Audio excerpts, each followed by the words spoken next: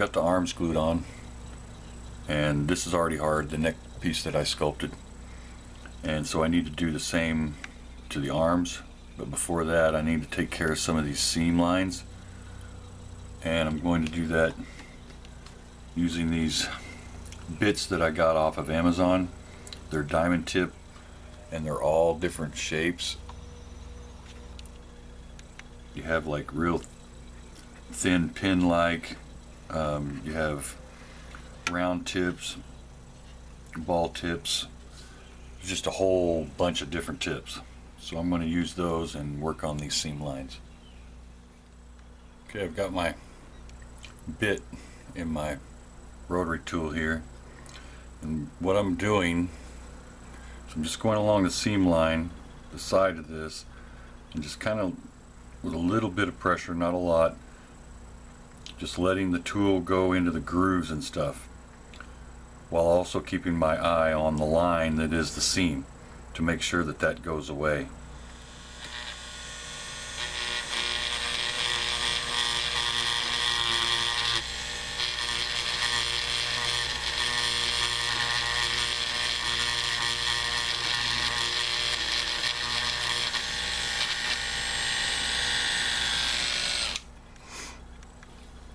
Just like that. Then what I'll do is I'll take my ambroid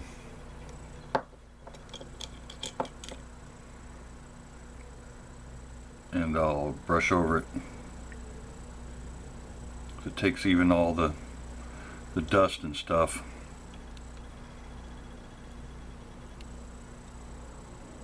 And blends it all in, kind of softens everything so it melds together. Now when I get it all done and I get the arms done, then I'll have to do a primer coat to see what I missed, and then I'll fix that at that stage. I just finished putting the epoxy sculpt around the arms.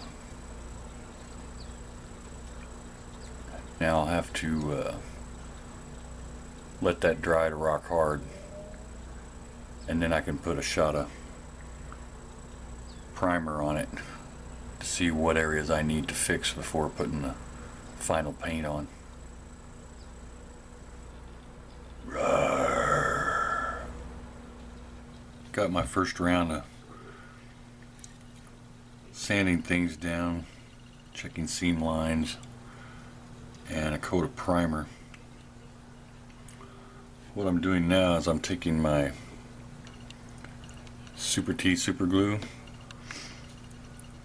and with the end of a toothpick I'm going down along the seam line and making little dots to try to cover up the seam line and hopefully try to match the scale texture on the rest of the creature. So I'm going to let that dry, and then I'm going to spray it with some green, get started with the real painting. Okay, I lightly sprayed my first base color, which is modelworx camo green,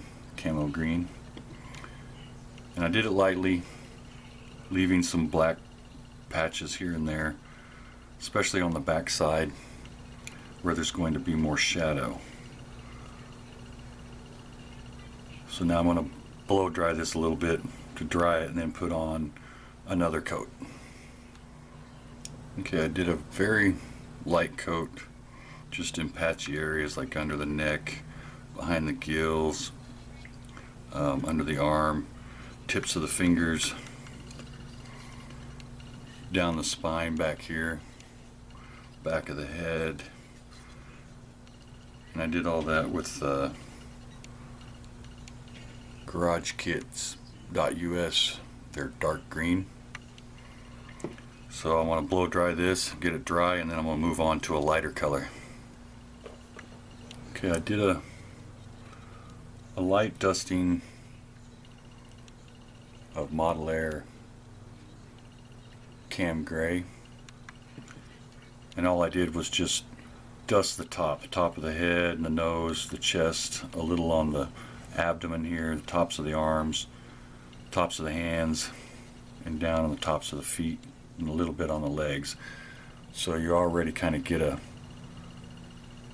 natural shadow where the light hits on the top and then it's darker in the shadows on the bottom.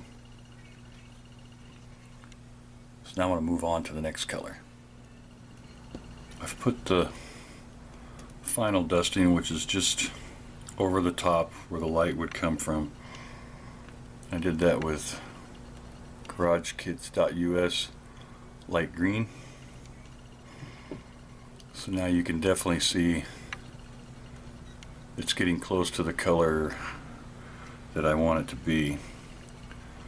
So now I'm going to seal this with a satin, and then I'm going to do some washes, and then we'll move on to the details painting with the brush. I'm working on the highlights of the creature here, and I'm using a thin brush with long hair. The reason for the long hair is it'll hold more paint. The paint I'm using is Model Air Cam Gray. I put 30 drops of that and mixed it with 10 drops of the Vallejo Glaze Medium. You can use any glaze medium. What the medium does is it extends the paint. It doesn't break down the vibrance of the color, it just extends it. So it gives you more drying time and it makes it more translucent. So let me get closer here. So what you do is you get some paint on the end of the brush and you pull the paint towards the strongest highlight. You want the strongest highlight on the knuckles, the end of the knuckles, so you pull it towards that. And by doing that, you pull the paint towards the knuckle, and when you lift off, it leaves more paint at the knuckle. So when it dries, you get a nice gradient, natural look of the highlights on the knuckles. So I'm going to finish doing this, and then I'll come back and show you how I do the shadows. Okay, I'm starting to work on the shadows, the darker part, using the same brush, same technique with the glaze medium and the paint. This time the paint is GarageKits.us dark green. So you can see how the contrast is a lot more vivid than, say, here on the legs where I haven't done it yet.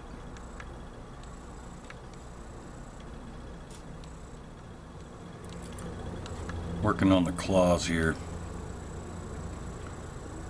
The first coat that I put on is Model Air dark yellow.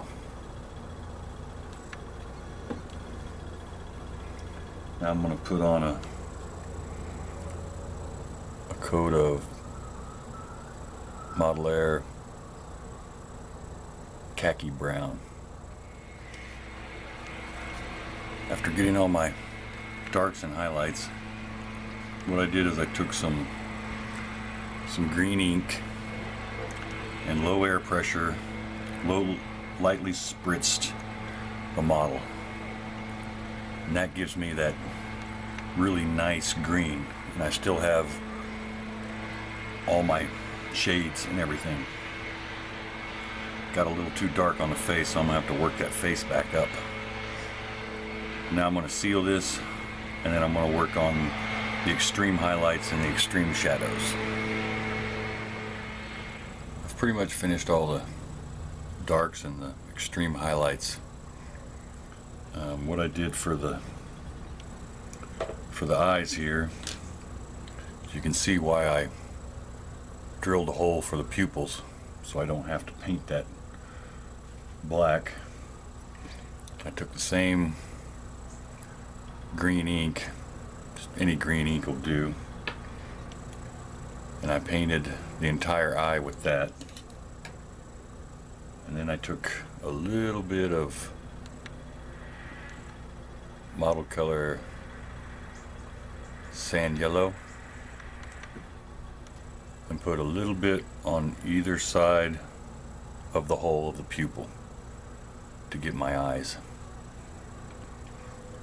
And then I took a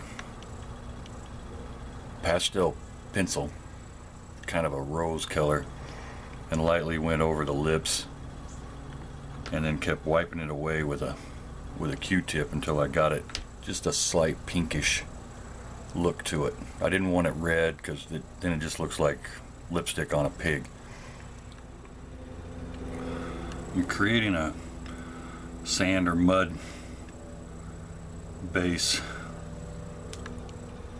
on my piece of Pyrex here, and you can tell I put all the stuff on, and then I used my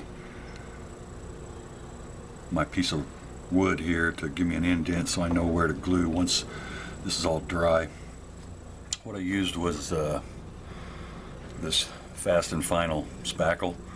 It has the consistency of like cake icing, and it was hard to get on here, but you just keep tamping it down with your finger and it slowly starts to stick. I'm hoping that it'll all stick once it's dry. And when it's dry, I'll glue my wood on here, and then I'll spray paint everything black and probably do a light dry brushing on it. The cube that all of this is going to sit on is drying right now. And the creature, I'm done messing with it, so I'm going to leave it the way it is. It's okay. It's not as good as I think I can do, but this is only like the second figure kit that I've ever done.